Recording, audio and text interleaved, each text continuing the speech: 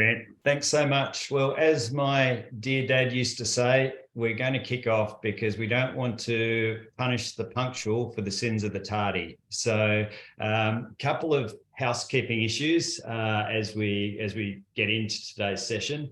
First and foremost, while myself and Nithya will be sharing plenty of insights with you, we do want to make this session interactive. So if you would like to interact with us, please do so through chat throughout the session today. And then in addition, if you have a question that you want answered, specifically because you're going to have a Q&A session at the end, please put it in Q&A, not the chat. We'll be monitoring Q&A for those questions, which we'll answer at the end of the session. So as we kick off, I'd firstly like to begin with an acknowledgement of country. And so on behalf of LHH, I'd like to acknowledge the traditional custodians of the country throughout Australia and their connections to land, sea and community.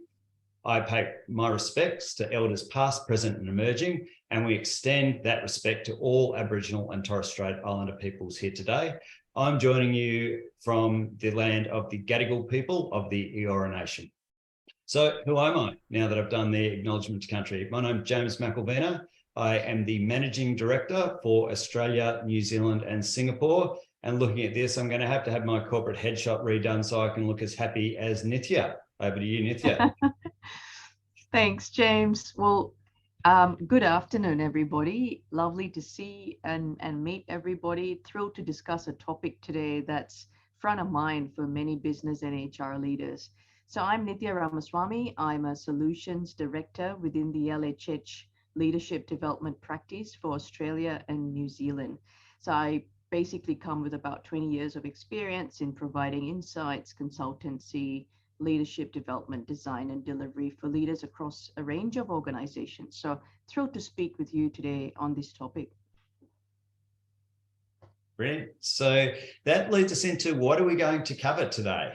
And really today is all about ensuring that beyond the traditional organizational responses, we're in a unique position and we have both the combination of data and experience to help people with some of those strategies that can help them first and foremost understand internal talent mobility and how to actually look at options that will optimize their talent retention. Because we always say, while we are experts in supporting your talent exit an organization with grace and onto something that'll be their next best career move, we love helping you actually retain that talent, which actually has a future with you. Secondly, we want to explore the critical components, and that's more particular around engagement and the enabling of frontline management. So that is your leaders who are at the forefront of changes that go on, whether that's hiring or dealing with talent questions when it comes to a candidate short market, or whether that's dealing with cost-cutting initiatives in the current marketplace. And then finally, a couple of key strategies for maintaining engagement when you're needing to downsize. And so how do you actually handle those layoffs when they're unavoidable, but actually link that to meaningful change and future success? So I'll begin with a little bit of context, right? And that context, poll time first, and then I'll get into the context.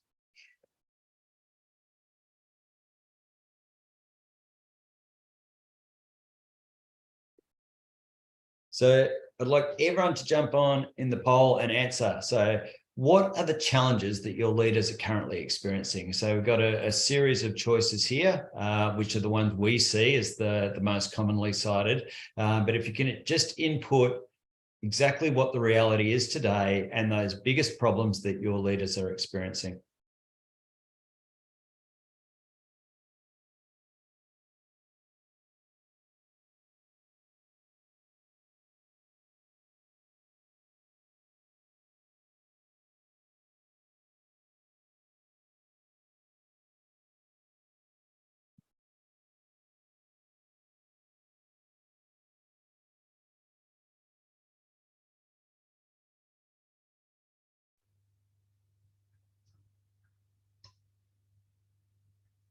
Brilliant. So we take a look, I mean, I'm glad we picked this topic, right? Because we can see talent shortage and cost-cutting imperatives as the two largest responses. All of the others are relevant, and Nithya is going to give you both some data and some really practical tips coming up later, particularly around exactly what we're seeing and the support that can be wrapped around your leaders to deal with what is an increasingly complex business environment when it comes to leading talent and people. So as we move on, I mean, now I finally get to that context bit. I jumped the gun before, but we're on to context now. And so what are the things that are creating the fact? And I will formally acknowledge before I go any further, Australia is not in a recession, but gee, it makes a good attention grabber as part of the title. I am acknowledging, though, we are not formally in a recession, but you know what? We do have these two major burdens when it comes to the economic environment we're operating in. One is out of control inflation, although most economists believe it has peaked and we're on the way back down. But we still see, even though there was a pause in the last rate decision by RBA, analysis of their notes shows that there is likely to be more rate rises to come. And that rate rise has played through in a number of ways for businesses. Different for different sectors, but a couple that we are seeing in particular is the technology sector, which is always very capital intensive, and the increase in cost of capital has meant significant changes in the technology sector.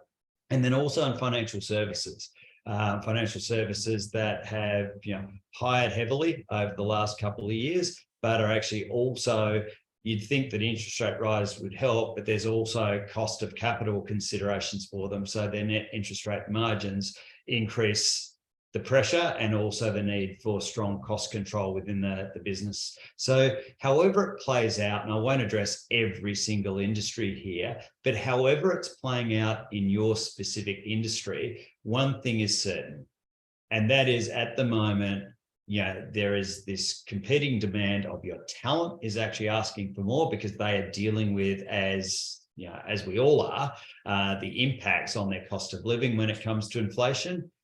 Your businesses may be benefiting or impacted negatively by the inflationary pressures at the moment, but it is absolutely creating economic uncertainty. And so of those we speak to, there are many at the moment just grappling with what that means for them.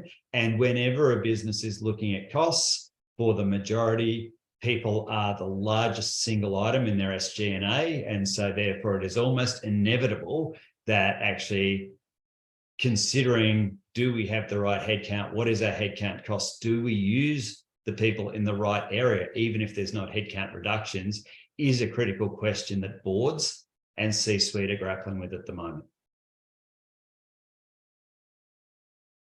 So we talk about the fact that what are some of the drivers of this economic uncertainty? And so it's a combination of things. So first, talent scarcity. I mean, if anyone has got the secret sauce to actually finding talent in today's market, please drop it in chat so we can all learn from it.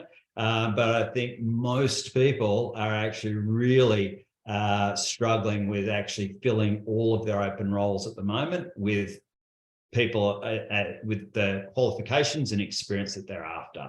And so our Global Workforce of the Future study showed that 60% of millennials are open to changing jobs at any given time, and more than 1/3 of them expect to change jobs within the next 12 months. So you add talent scarcity to the issue around retaining your talent, and it creates a big driver for businesses. Remote and hybrid work.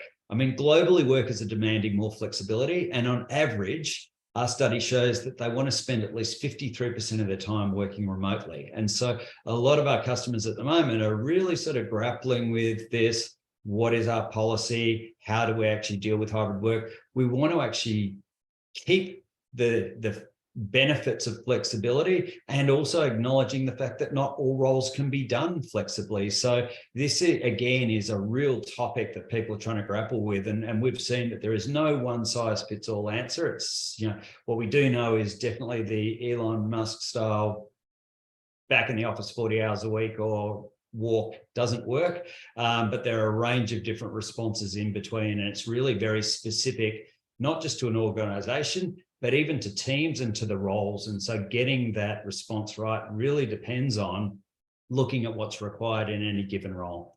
The great reevaluation. So we'll remember that, the buzz, and there were plenty of these webinars. In fact, we did some ourselves around great resignation. 12, 15 months ago, all people want to talk about was great resignation, which was much more a US-centric thing than it ever was for the Australian market.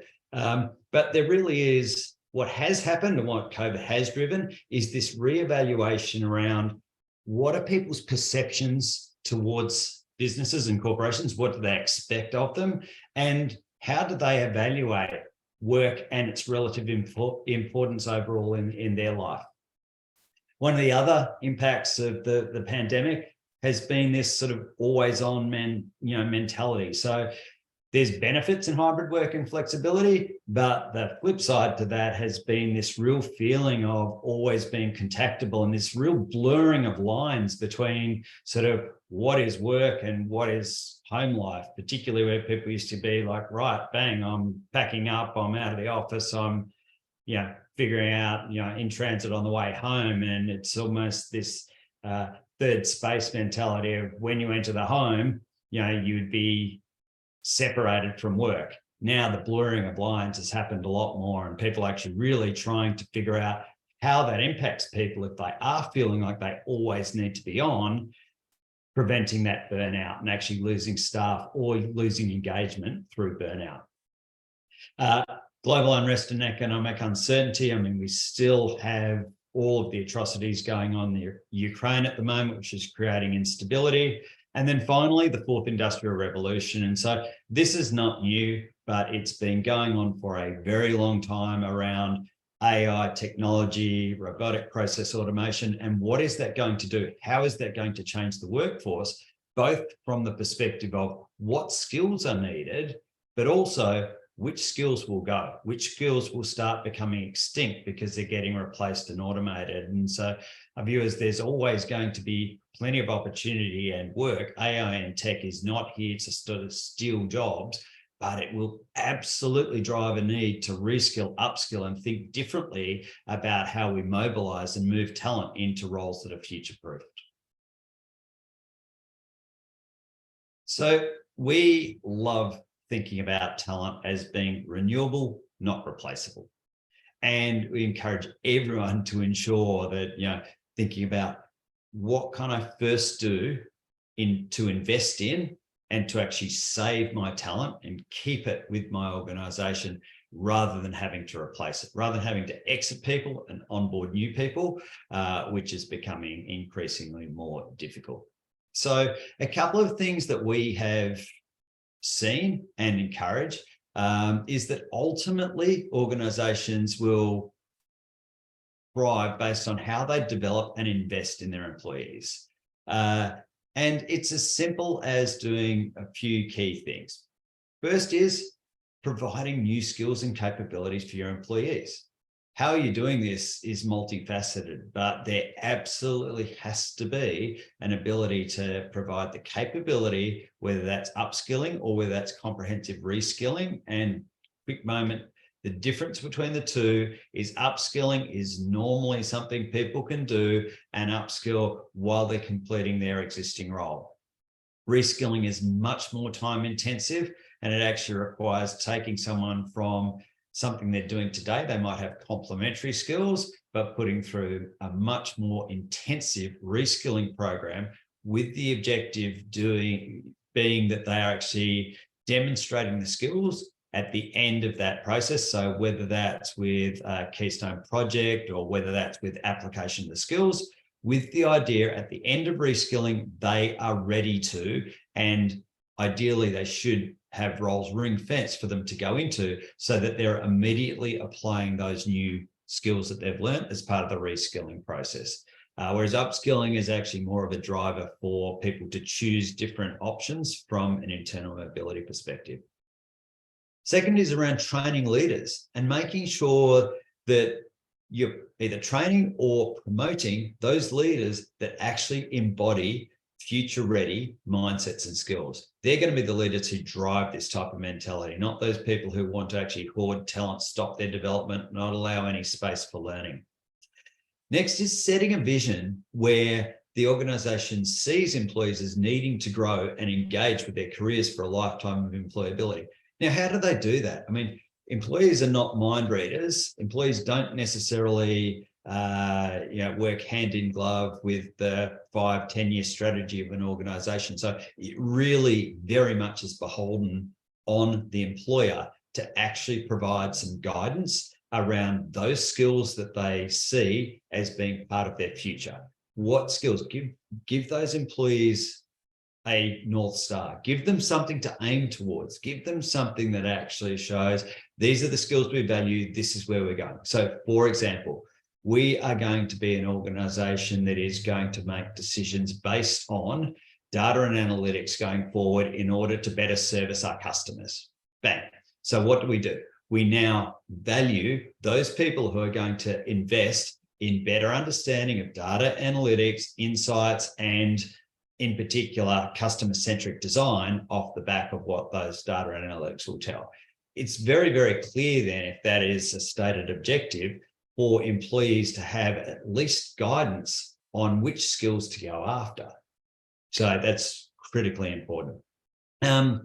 Teaching agility around strategic decisions and execution of activities. So that does not mean having to move to agile workforce setup. It just means that business strategies are actually much more now embracing project teams. And if we think about how quickly organizations needed to evolve and change and do things differently through COVID, for example, every retail store nationally has to be shut down for periods of from months to multiple months, and how we're going to operate differently, how we're going to move more things online, how we're going to invest in logistics and distribution. These are the things I'm referring to when thinking around, does your business and do your leaders have the ability to think more in a more agile fashion when it comes to their business strategies? Organizations need to offer lifelong learning. I mean, it links to the points I made before, but lifelong learning is as much a mindset for those employees as what it is. It's not about the learning management system you have. It's not about which courses are on your learning management system. It's actually around the mindset and the utilization of employees to be interested in learning. And then finally, one of the things that all of these changes, both that I talked to in the last slide around the perfect storm of things that are impacting us and the things to do here, actually create a tremendous opportunity to diversify your workforce.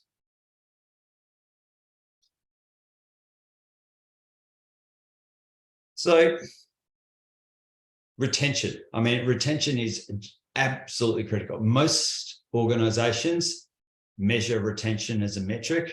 Most organizations will actually have employee engagement surveys and will actually look at where they feel there might be pain points when it comes to, if not retaining, at least ensuring high levels of engagement for their employees. So what are some of the things that we've seen or can suggest that are worth consideration? So what we see through increased engagement is that in the survey, the response to questions around, is my employer doing enough to invest in my career development and career planning?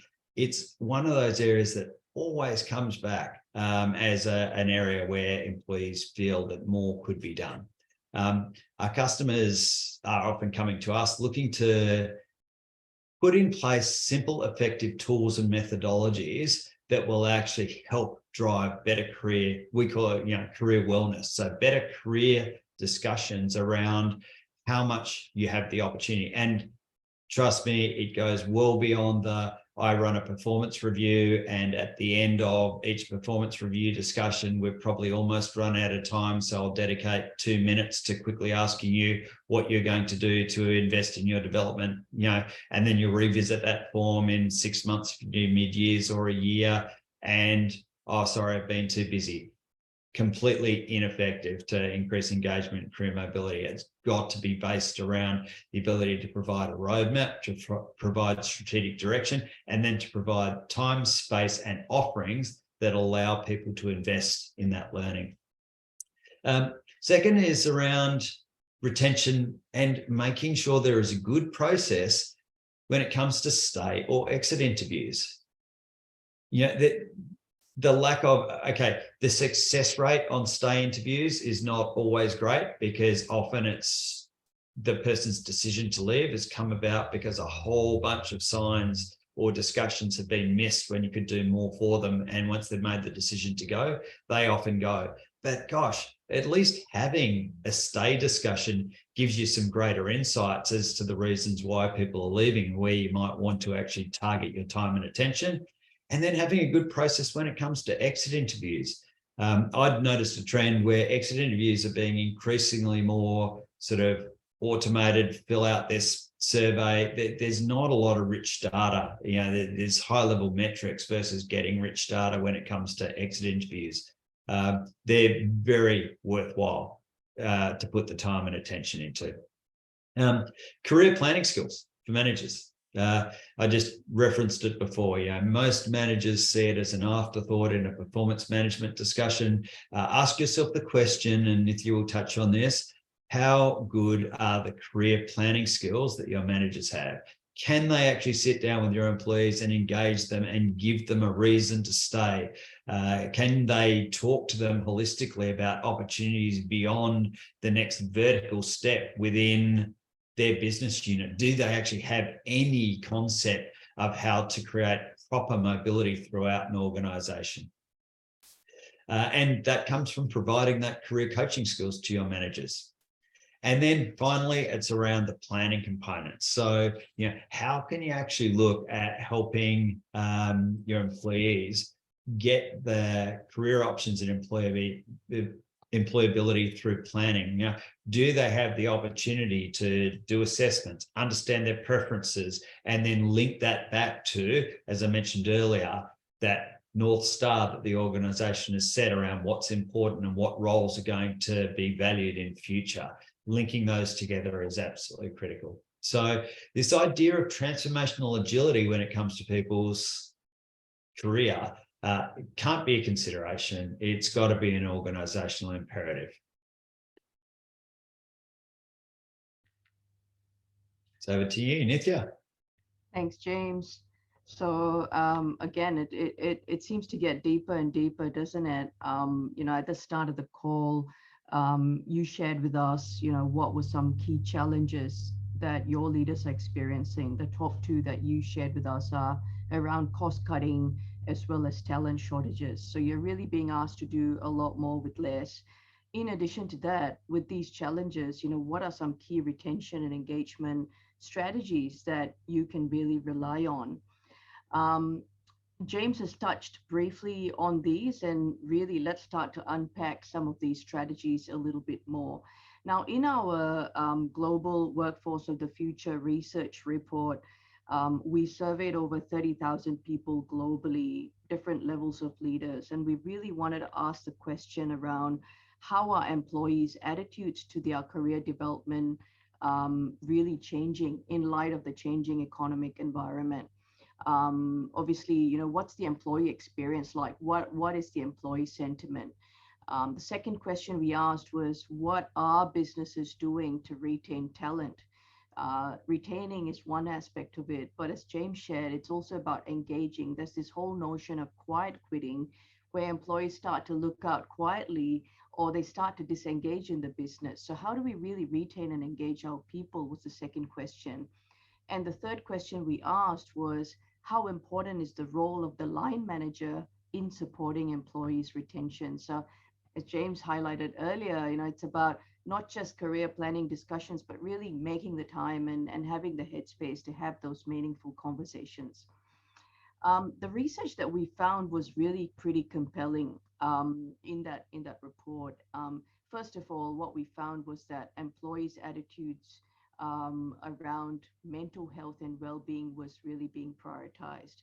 So a whopping 75%, as you see on this slide, is where employees prioritize their mental health and they'll choose and stay with a company that looks after their mental well-being. Also, 40% of employees felt less loyal to their companies, with flexible working being a key issue to making them stay.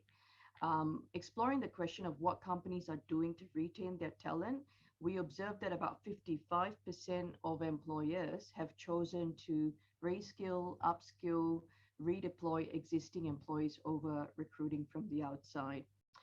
In terms of the importance of line managers, I think you all on the call would agree.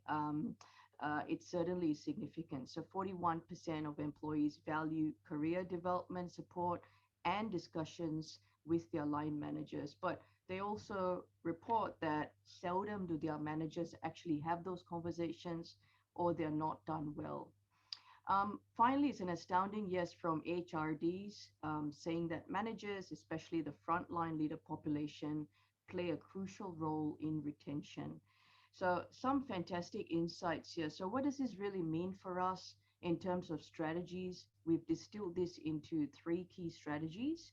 First of all, how we engage our employees. So we want to start looking at the employee experience more holistically. Second, reinforce what employers are doing. I think that's the right way to do things, retaining talent through upskilling, reskilling, redeployment, and this requires thoughtful career conversations. So I'll share with you a few tips around how people leaders can have these conversations. And finally, a final tip of focus around the frontline leader population.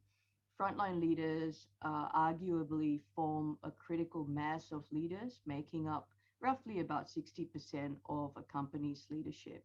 So it's really important. They are the linchpin to strategy execution, employee engagement, talent retention, etc. So it's really important for us to pay attention to their development. So let's have a look. Let's re-examine the employee experience and effectiveness of engagement channels. If you have a look at this circle on this next slide, take the frontline leader population as an example here. Have a think about how you engage your folks. Frontline leaders interact almost every day with their direct reports and with their supervisors. How often do they really get a chance or have the opportunity to interact with their peers or across the organization or beyond? There might be various engagement channels within your organization, such as town halls, people leader forums, different ways to engage and network, but how effective are they is the question here. So what we know again from our research is that many frontline leaders report that the sorts of social engagements or networking that they have are not necessarily very effective. So it's really important for employees to start to think through the frontline leaders' experience through their networks and relationships within the organization. So some things you can do to strengthen your employees' experience is really about extending their influence and improving their engagement here. So imagine your frontline leader or the employee at the center here. Take stock of current employee engagement channels. Are we doing too much, too less? What is it that your leaders really find helpful in terms of that networking and building of social capital? Get input from them, try to find out what their preferences are for that as well. So these could be formal or informal ways to get that survey input. And invest in your frontline managers and peer networks. So, they might want to seek out, say, career advice or guidance or engage in some social activities with their colleagues. So how often should we plan that in? I think if you can sort of have thoughtful ways to engage your employees and employees who engage, who are effectively supported in these ways, they can see tremendous improvement in their ability as well to stay engaged and motivated as you go. In terms of focusing on talent through career conversations, wanted to touch on some tips or types of career conversations, which is helpful for you to share with your people leaders. Here are 4 types. These can positively impact engagement and retention.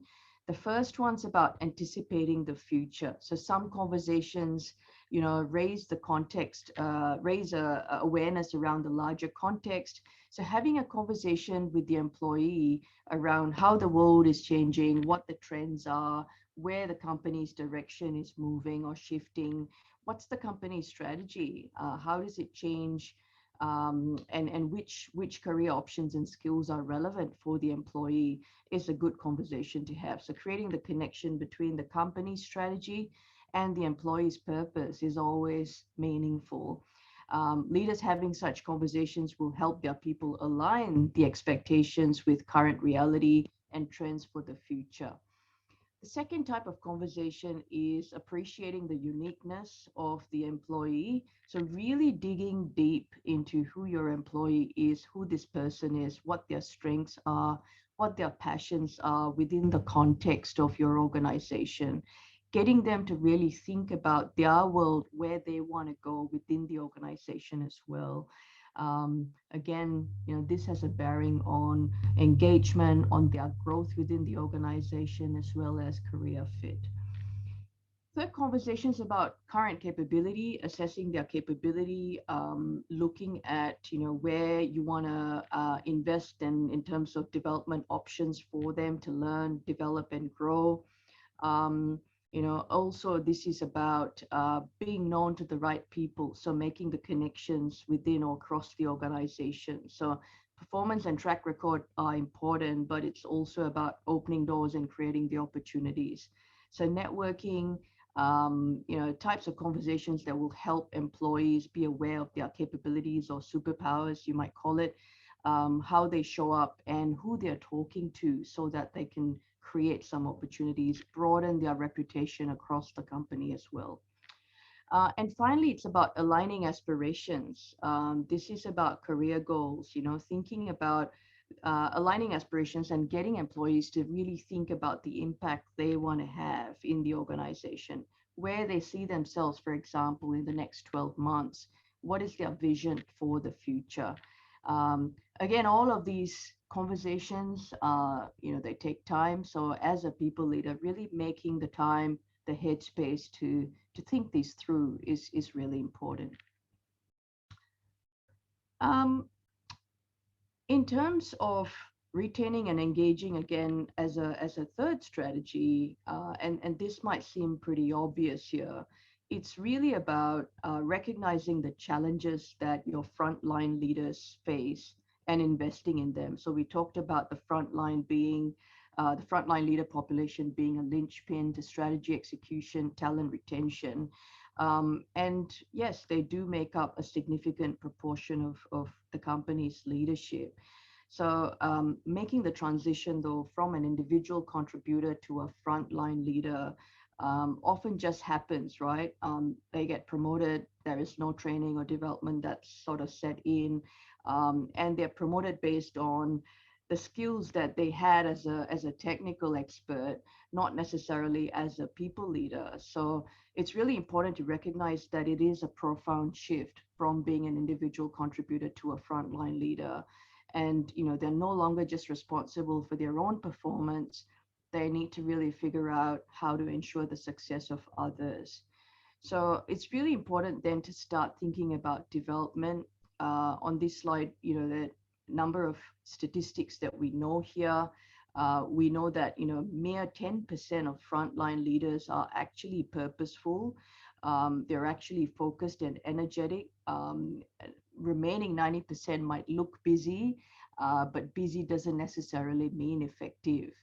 Burnout is still a cause of concern. We know that for half of the workforce in Australia, workers are seeking jobs where they feel less burnt out and have a better work-life balance. And 35% saying they'll quit in the next 12 months due to these concerns as well. So part of that issue is, how do we really prioritize? Where do I spend my time? These are development questions that our frontline leaders are asking themselves. And the other few questions or statistics that we have on this slide is around 60% of managers really underperforming in their first 2 years. and 50% of employees were satisfied with their managers. Again, this relates back to, how their managers or frontline leaders are engaging them. And there is that profound disconnect, as we can see, between leaders and employees, where leaders are not putting in the groundwork to change their behaviors and relationships with others. So what does this all mean then in terms of development? What capabilities really matter for the frontline leaders? The number of capabilities, but for starters, here are a few key ones that you can start to look at or examine. So we see here, frontline leaders really need to build their confidence by targeting the mindsets and critical skills to lead in a way that engages their employees. Also, they are pretty time poor. So when you think about developing your frontline, this is really about, where do you find the time, how much time is feasible? Now, all of that's going to depend on your organizational context. So what we are seeing in terms of trends is sort of that virtual or the hybrid format, where there's a combination of virtual as well as face-to-face sessions, where peers and frontline leaders also serve as coaches themselves to coach each other. So they bring in their expertise, not just relying on an external facilitator. So a number of key capabilities here. First of all, reframing their mindset, that's shifting from being effective as an individual to delivering through others. Creating team alignment and engagement. So really connecting with your team through empathy, through seeking to understand, through being clear. Remaining resilient is a key theme we've seen all through the last couple of years, especially knowing when and how to be accessible, but also to get the help that they need for their teams, and setting shared accountability and expectations. So a common pitfall for frontline leaders is taking too much on themselves because they know how to get the work done. How do we sort of start to delegate and have those shared accountabilities across the team so we can achieve at the organizational level? And on the right side of this slide, you see some key competencies there. So competencies such as self-awareness, being able to manage conflicts, setting priorities, delegation, providing feedback, communication, and so on. So just wrapping around these modules to the context of the frontline leader is really critical. And it's really about discovering who you are as a leader, where do you want to go, and how you can have that impact.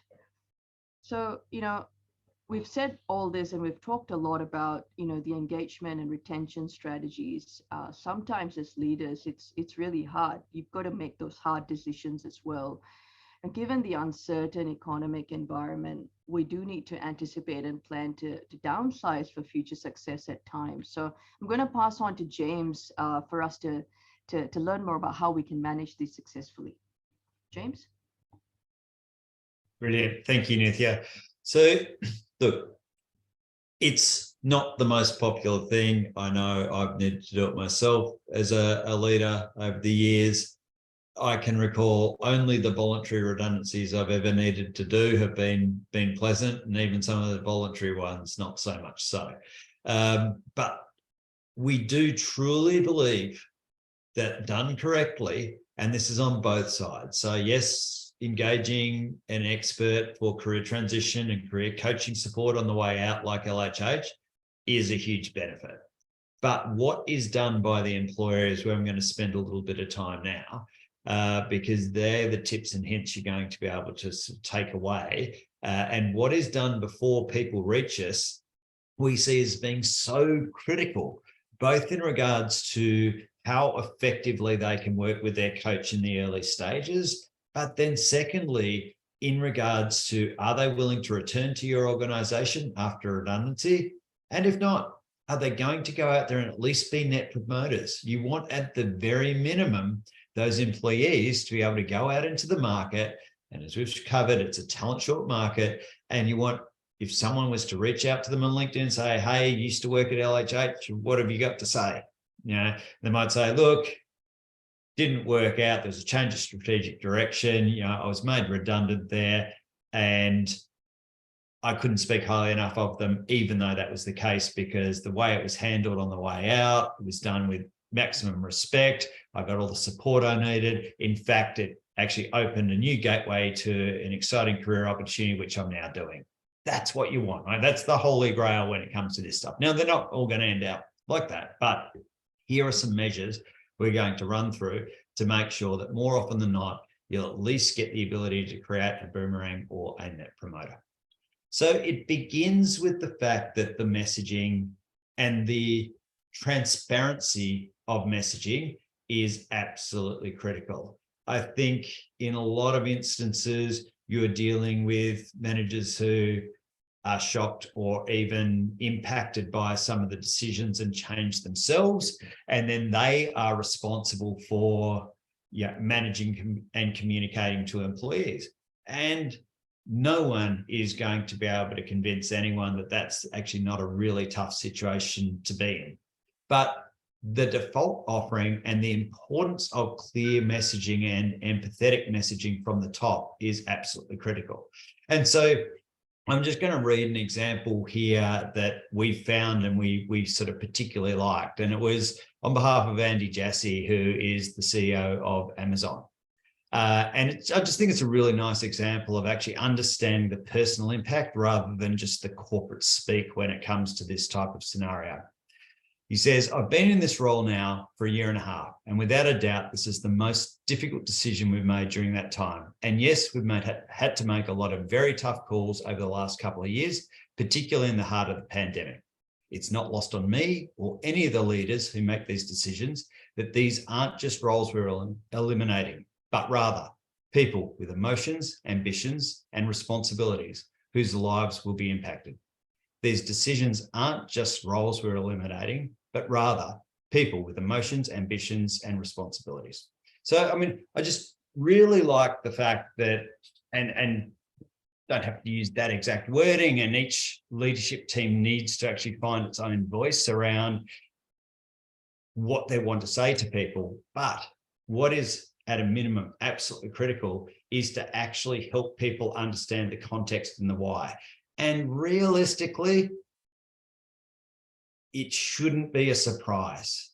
You know, there should have been enough communication throughout the time around where the business was headed, what was going on. It links back to people's ability to take control of their own career and actually put some of their own time and investment in to move and evolve with the organization.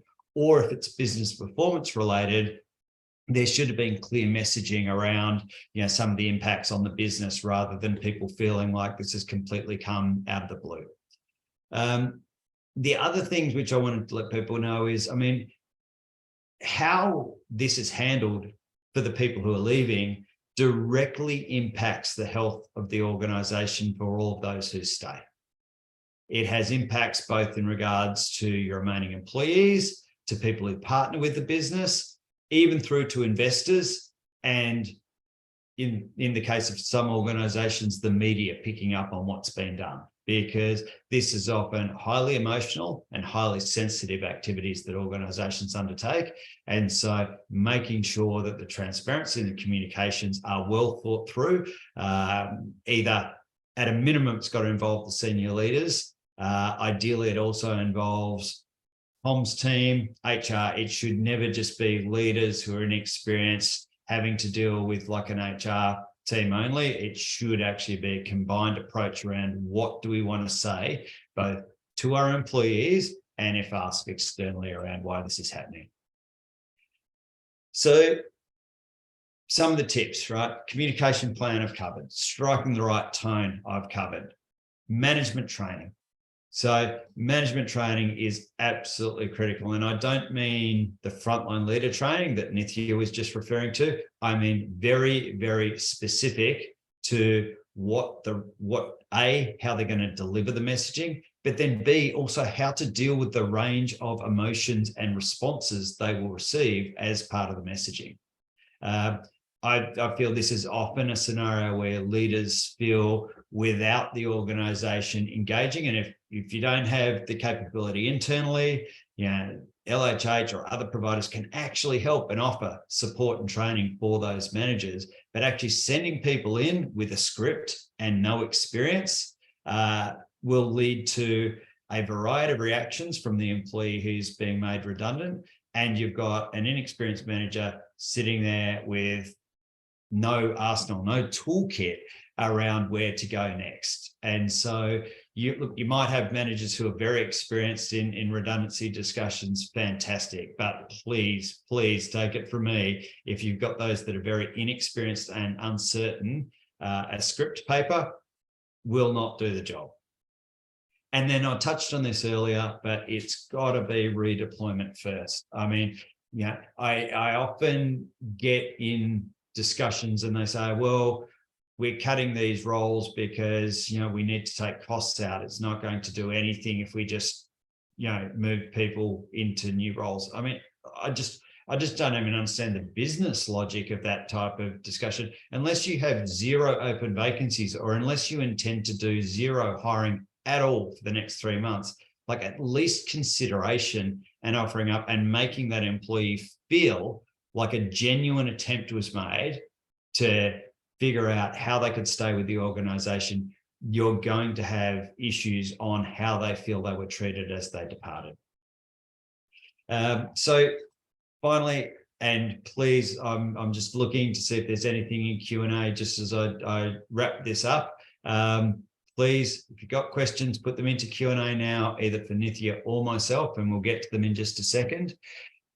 But my final,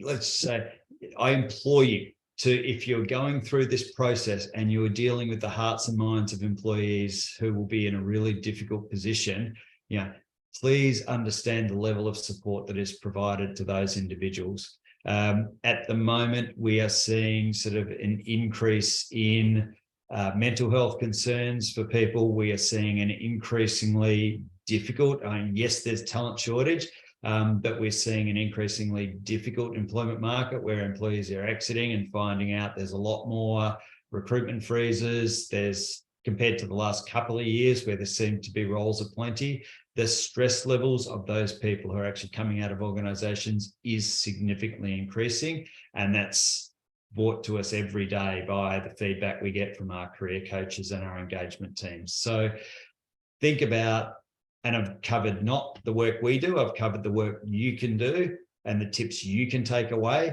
in order to make this process successful. And please think about trying to make sure you've got those net promoters and people who would be more than happy and ready to return to your organization if asked.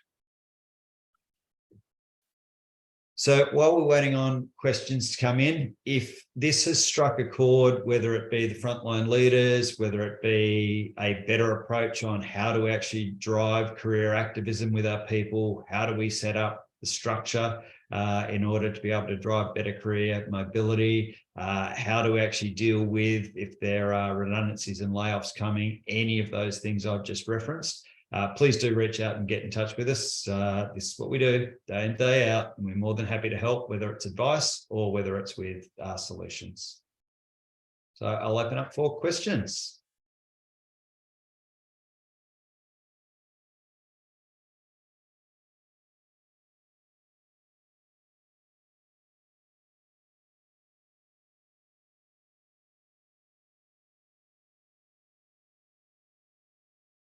Okay, thanks, Lucy. So there's a question put in around the ability to look at the role that senior leaders play, both in coaching and developing, but also the ability of like talent spotters or talent raters. Nithya, I'll probably pass to you to give an initial answer on this.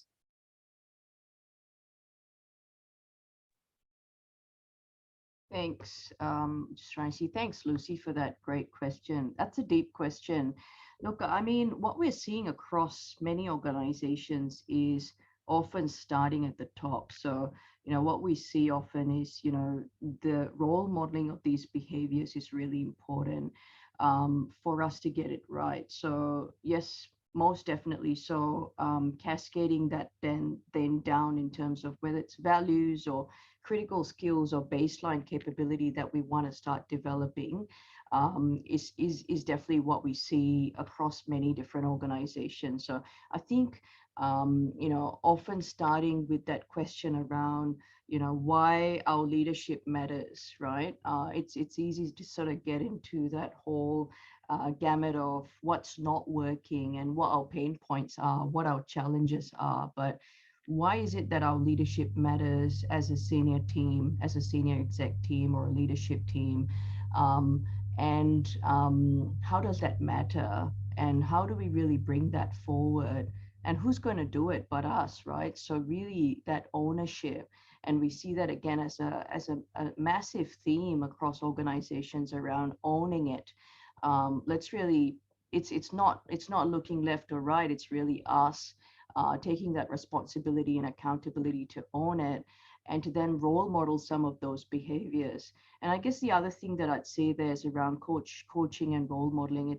It's about starting small. So seems like kind of a daunting task, but if there's one thing that senior leaders can start to do well, what is that? What does that look like? If there's one type of conversation that we can start to have with our people, as a habit more regularly, what does that look like? So start to think about those small shifts rather than trying to do too much, because there's already so much in the system, so it can cause a lot of fatigue and exhaustion as well.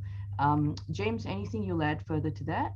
Always something I'll add. So I think just to add to what Nithya just said, think about the mechanisms through which you can actually involve those leaders as well. And by mechanisms, one thing I learned really early in my career is normally as you start moving, you need two things. They can sometimes be the same person, but sometimes they're actually different people. You need a career mentor, which actually supports you with your learning, and you can go to and you can bounce ideas off them, but you need a career sponsor as well. So, think about how senior leaders, through having these better discussions, can then do something with it. There's no point coaching them up and having robust discussions and finding out what people want to do and their hopes and dreams if they're then not going to do anything with it. So actually helping execs become responsible as a career sponsor is really important. And I say that first because then the other point is then what mechanisms are there to support it? Not everyone necessarily has very structured succession plans, talent review processes in place, but obviously it is really helpful to drive mobility if you actually have those structured discussions around reviewing talent. And if you've got leaders who understand the capability in an organization, and then you have structured discussions around how you're going to connect talent to opportunities, I mean, that's amazing. But if you don't have that, at the very least, you can encourage senior leaders to actually keep an eye.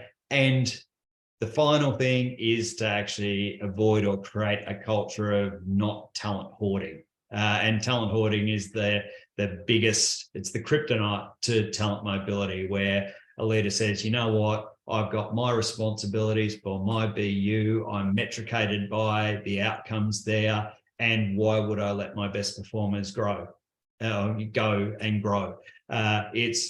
I'd rather actually keep them and look after my own results and own performance. So actually often a great way to crack the code when it comes to talent hoarding is to make senior leaders responsible for talent development and talent mobility as a very specific KPI or metric for the leaders. Cool. I can see another question here, which is around any suggestions on cost of living relief support offerings for employees when increasing salaries isn't always an option? Look, this actually came up as a question in one of the HR Leader webinars I did recently. I'll answer exactly the same as what I did when the question was raised there, which is it isn't always possible. And in particular, right now, there's that combination of most organizations aren't meeting inflation. Like most organizations cannot afford to add 7% to their wage line. It's not feasible. There is also the competing pressure of where you're getting in talent short market, these sort of inflationary bubbles around particular skills where people are actually fighting over and increasing the offers. So it's actually costing more and more to retain or hire in and around some of those critical skills if you're not able to build your own talent. And then finally, to the core of your question, what can you do? I think it is really critically important to do an overall assessment and understand the total benefits available to an employee when they're working for you over and above salary. Salary is only one component of the reason why people work for an organization. And so it could be anything that is more direct around specific financial benefits to them. So I don't know whether that's like higher super guarantee contribution, whether that's access to wellbeing initiatives and programs, whether that's the flexibility they get, or even if it's just back to reminding people around the connection to sense of purpose that they get from working in the role or with that organization versus just chasing a higher salary. So there are a few things I would suggest as a start point. Another question here, our business owner, CEO does not believe in training and development. Wow. Except product compliance or technical type training. How do I get past this barrier? Should I try and find other interested parties, such as the next level manager? And that's a first note. I think that might be whoever a non-obvious attendee is. Like, I think I don't think I've come across an owner CEO who doesn't believe beyond. And I get it. It's not believing in no training at all. It's just that only training that is specifically linked to sort of compliance or the content of a role is and completely discounts any sort of soft skill training. So, to answer your question, how do you overcome that barrier? I mean, look, we can support in actually just helping with some of the statistics, which are actually in the Future Workplace survey. And some of those are around the soft skills training that doesn't get covered in your CEO's beliefs are those same things. And so if you think about the cost of new hiring because someone leaves because you only deliver this type of training. Think about the cost of attrition, think about the cost of rehiring, think about the cost of getting people speed to productivity for new joiners, think about the research, and you can't help but trip over like 1,000,001 articles that are available when it comes to the different in productivity and output when it comes to an engaged employee over a non-engaged employee.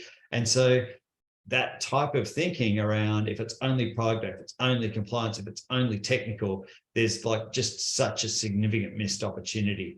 Next level, going to next level rather than direct to the CEO, potentially like valuable, but if it really depends who's going to sign off the budget at the end of the day too. So if it's just going to get blocked by the CEO. Nithya, anything else you'd add? And we've got 1 more minute to finish up this question. And please, everyone, we're going to put a survey up at the end of this. We'd love to get your feedback on the webinar. Over to you, Nithya. Yeah, thanks, James. The only other thing I'd add, everybody, is, a couple of points. One is the engagement survey. So if your CEO doesn't believe in that training or development in terms of leadership capabilities or any sort of thing beyond compliance and product, then really, what is it your employees value, right? Try to get the pulse of the organization. What's the engagement data telling us? What are the pain points? Is there burnout? What are they valuing, right? And that would tell you, what they're looking for. And that might be a good sort of, way back to your CEO to say, well, this is what our employees are telling us. This is what they value. This is what they're looking for. So that's one. And the other thing is, beyond just thinking about development as formal training workshops. So there's many sorts of development. It could be mentorship within the organization, for example. It could be peer projects. It could be peer coaching. So the little things that you can do internally as well to start the ball rolling. It doesn't have to be formal workshop led. So different sorts of ways to start thinking about the learning ecosystem. Any questions we haven't got to, I'll stay on and answer in the chat. So I'll type an answer. And as I said earlier, if you want to discuss this, it's what we do. This is why we get out of bed in the morning. So please reach out, get in touch. We'd love to help you further. Thanks everyone for joining today. Thank you, everybody.